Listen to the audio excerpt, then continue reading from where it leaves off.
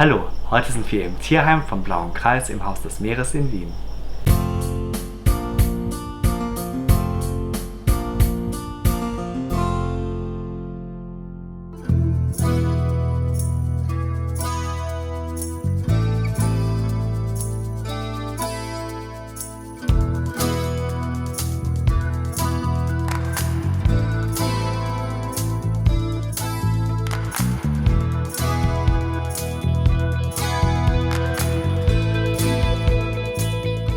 Mein Name ist Judith Kastenmeier, ich betreue hier die Auffangstation Blauer Kreis, Tierheim im Haus des Meeres. Das ist eine weibliche Patagane, die den Stromkosten sozusagen zum Opfer fiel, also die wurden abgegeben.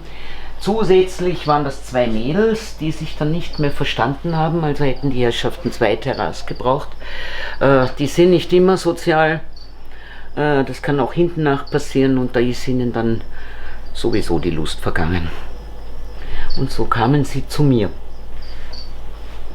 Prinzipiell suche ich gute Plätze, aber wir schauen ein bisschen drauf, dass es dann auch wirklich passt.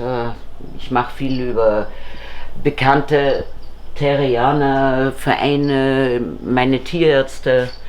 Also die informieren mich, wenn jetzt jemand sein Tier einschläfern muss und gerne wieder eines hätte. Da weiß man dann, dass es ihnen gut geht. Und da versuche ich es, soweit es möglich. Garantien gibt es nie, aber dass sie nicht für 3 Monate hin und her ziehen und das Gleiche von vorne haben. Ich mache hier auch so eine Art Ombudsstelle. Wenn beim Haus des Meeres an der Kasse wer anruft, das kommt alles zu mir. Also ich tue den Leuten helfen, so gut ich kann und immer in allen Belangen im Sinne des Tierwohls. Ja, ich weiß, da gibt es die Heuschrecken. Du bist verfressen. Also so weit man halt auf das schauen kann. Besser kann es immer sein, größer kann es auch immer sein. Aber ich habe doch einige ganz nette Plätze.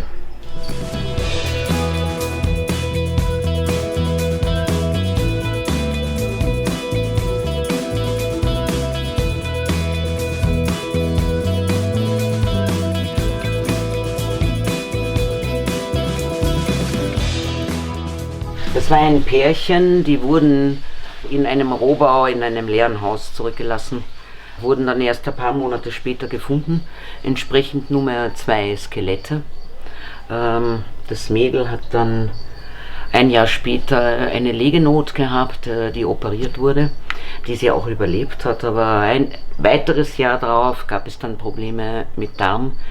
Oft genug ist das so, wenn die Tiere einmal so weit unten waren, dann erholen die sich zwar, aber versuchen so irgendwie gleichzeitig auch zu produzieren und das ist dann meistens ein Problem, weil der Körper eben diese Missstände so schnell nicht aufarbeiten kann. Aber ihm geht's Gott sei Dank gut und ich hoffe, er freut sich noch ein paar Jährchen.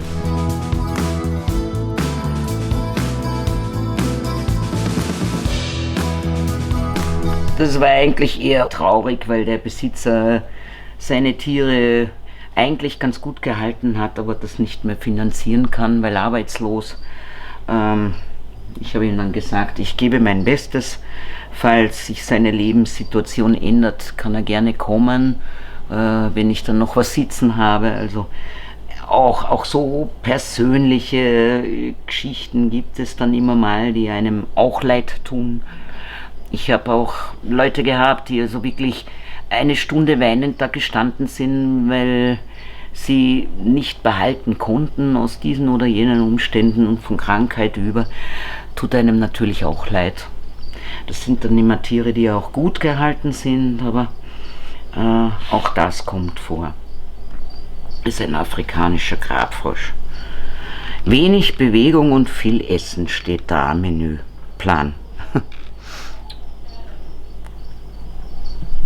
Und wir können noch ein bisschen größer werden. Also die werden doch durchaus noch ein ganzes Ende mehr Frosch.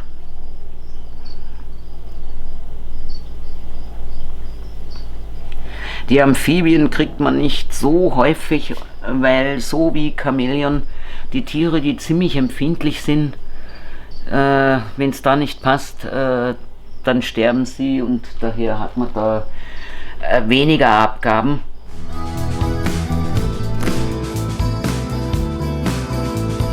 Schreibt jetzt eure Fragen in die Kommentare und vergesst nicht dem Video einen Daumen nach oben zu geben, wenn es euch gefallen hat. Damit ihr kein neues Video mehr verpasst, könnt ihr unseren Kanal kostenlos abonnieren.